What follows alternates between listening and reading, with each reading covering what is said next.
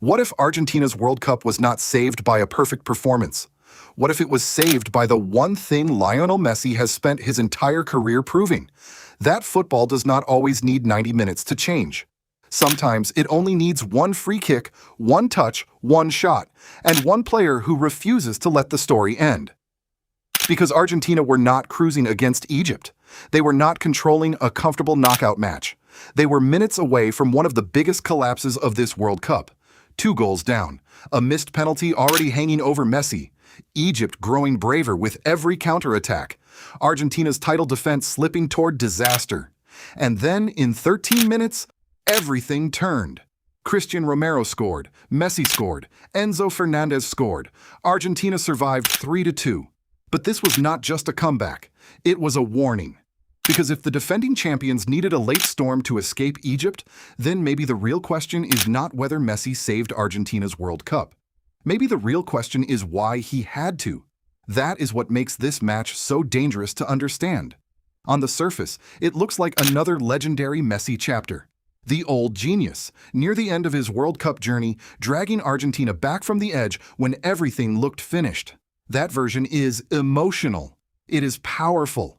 It is also too simple, because Argentina did not start this match like a team waiting for a miracle.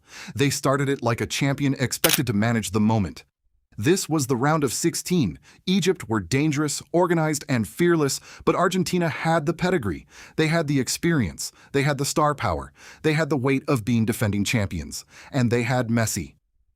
At 39 years old, in what could be his final World Cup, Messi arrived in this tournament with something that felt almost impossible. He had already been scoring, already breaking records, already reminding people that even when his legs are older, his timing is still sharper than almost anyone else's. But knockout football is different. It does not care about form. It does not care about reputation. It asks one question: can you survive tonight? For most of the match, Argentina's answer looked shaky. Egypt did not play like a team overwhelmed by the occasion.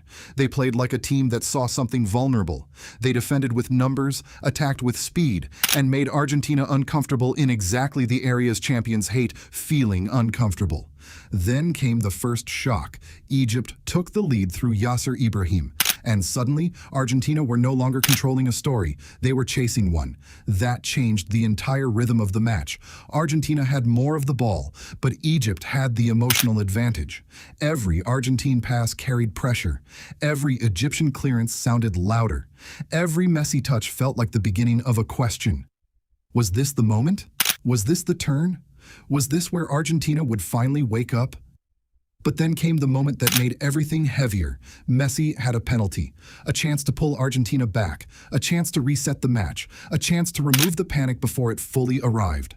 And he missed. That is the part that makes this story different. Because if Messi scores that penalty, maybe this becomes a normal Argentina comeback. But when he missed, the match stopped being about Egypt's lead and started becoming about Messi's burden. The player Argentina trusted most had just missed the cleanest chance to change the game. And in a World Cup knockout match, that kind of moment can swallow a team. It can freeze the players around him. It can make every attack feel desperate. It can turn belief into doubt. But Egypt did not stop there. Mustafa Zico made it 2-0, finishing a counterattack that felt like a punch Argentina should have seen coming. Now the champions were not just behind. They were exposed. And this is where the story becomes bigger than Messi's goal, because at 2-0 down, Argentina were staring at the kind of result that rewrites tournaments. The defending champions out. Messi's final World Cup possibly ending with a missed penalty. Egypt celebrating one of the greatest wins in their history. And the world asking whether Argentina's era had finally cracked. But that was only the first layer. The real shift came when Argentina stopped looking for control and started playing with urgency. Cristian Romero's goal in the 79th minute did not just make it 2-1. It changed the temperature of the stadium. And look at how it arrived. Not from a slow possession sequence. Not from Argentina patiently passing Egypt to death. It came from Messi's delivery. A free kick into the danger zone. Romero attacking it like a center-back who understood the entire tournament was on the line. That goal mattered because it gave Argentina something they had been missing all night. Not just hope, momentum. There is a difference. Hope is emotional. Momentum is physical. You can feel it when defenders start backing up. You can feel it when clearances stop reaching teammates. You can feel it when the team that was brave for 70 minutes suddenly starts checking the clock. Egypt were still ahead, but the match no longer belonged to them. And this is where Messi did what Messi has always done best. He changed the meaning of the next touch. After the missed penalty, every touch could have looked heavy. Every decision could have looked haunted. But instead, he stayed inside the match. That is a skill people sometimes forget. Greatness is not only scoring when everything is perfect. Sometimes greatness is missing, carrying the embarrassment, absorbing the pressure, and still demanding the ball when everyone knows the entire game is looking at you. Then came the equalizer. Messi made it 2-2 in the 83rd minute. And suddenly, Argentina were not just alive. Egypt were the ones trying to survive. That was the emotional flip. For almost 80 minutes, Egypt were writing the upset. In 4 minutes, Argentina ripped the pen out of their hand. But this is the part that matters. Messi did not save Argentina alone. He pulled them back into a game where other players still had to finish the job. That detail separates this Argentina from the old Argentina. Years ago, the story around Messi and the national team was often painful. If Argentina won, it was because Messi carried them. If Argentina lost, it was because Messi had failed them. Everything became too centered on one man, too heavy, too unfair. But the Argentina that won the 2022 World Cup was different. They had Messi, yes.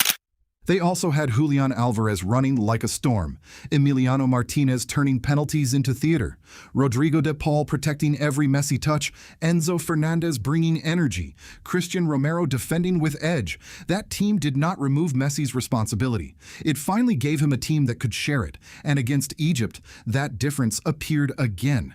Messi started the comeback, Romero gave it life, Enzo Fernández finished it. In stoppage time, Enzo scored the winner with a header from Lautaro Martínez's cross. That is not a minor detail. Because if Messi equalizes and Argentina still go to extra time, the story stays nervous. If Egypt survive until penalties, the missed Messi penalty becomes part of the shadow again. But Enzo's goal changed the ending. It turned rescue into escape. It turned panic into belief. And it reminded everyone that Argentina are not just Messi plus 10 passengers.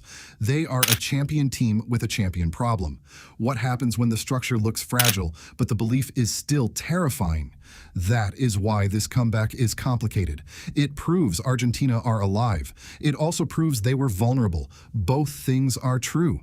And if you enjoy football stories that go deeper than the scoreline, subscribe now, because this World Cup is starting to reveal who is built for pressure. Now compare this to 2022. In Qatar, Argentina also faced an early crisis. They lost to Saudi Arabia in their opening match. For a moment, the entire tournament looked broken. The unbeaten run was gone. The confidence was shaken. The questions were everywhere. But that defeat forced Argentina to sharpen. They became more compact, more emotional, more ruthless. Every match after that felt like a survival test, and by the end, survival became their identity.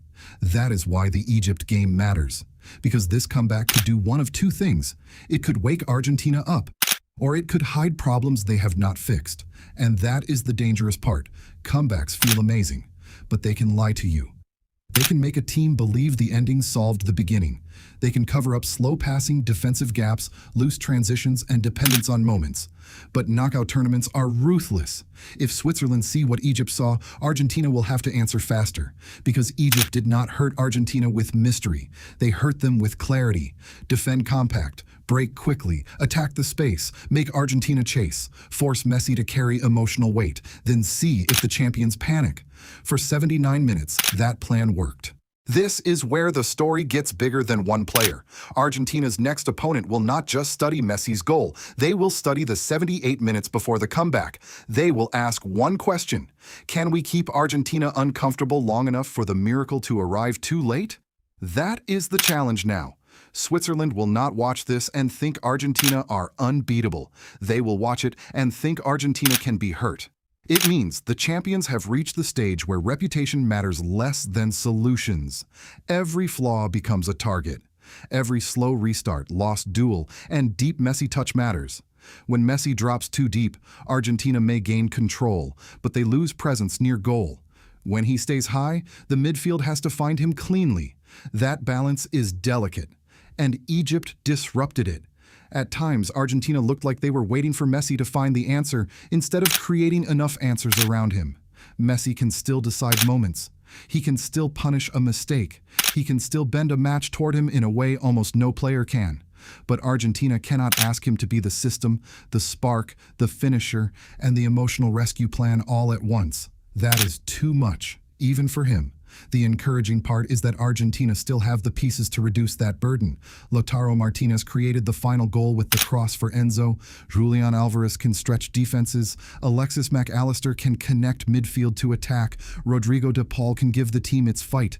This is not a team without answers. It just waits too long to use them. That is why the Egypt comeback might be exactly what Argentina needed. Not because it was comfortable, because it was uncomfortable. Argentina learned that in 2022. After Saudi Arabia, every match felt like the end of the world, and that pressure sharpened them. This Egypt match can become the same trigger, but only if Argentina treat it as a warning, not proof. Proof says, we survived, so we are fine. A warning says, we survived, but we cannot start like that again. There is a huge difference. Because Switzerland will not care that Messi scored. They will care about how Argentina looked before he did. Every contender still alive will see the same thing. Argentina can be emotional.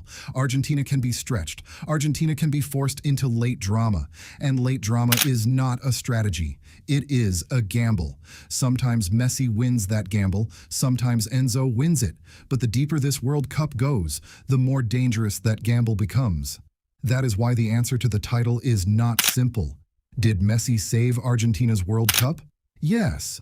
Without his delivery for Romero, without his equalizer, and without his refusal to disappear after the missed penalty, Argentina might be out.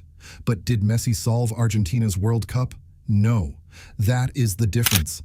Saving a tournament is one moment.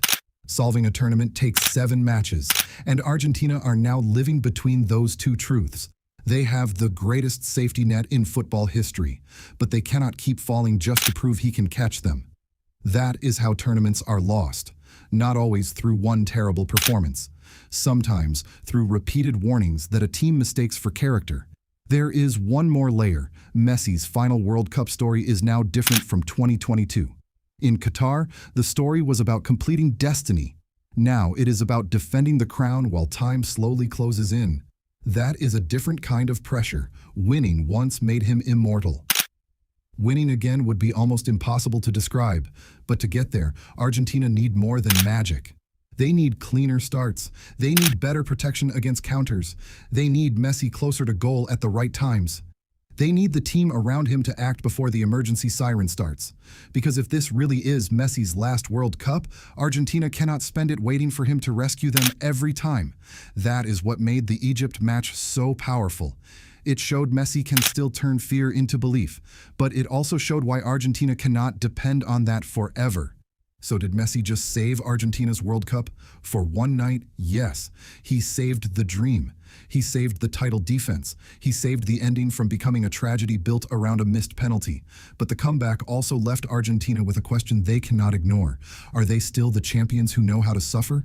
Or are they becoming a team that needs suffering before it starts playing like a champion? That answer will decide everything, because Messi can still give Argentina moments. But if Argentina want another World Cup, they have to give Messi a team that does not need miracles every round. So be honest, was this the comeback that wakes Argentina up, or was it the warning sign every contender was waiting for? Comment below. Did Messi just save Argentina's World Cup, or did he only delay the real problem?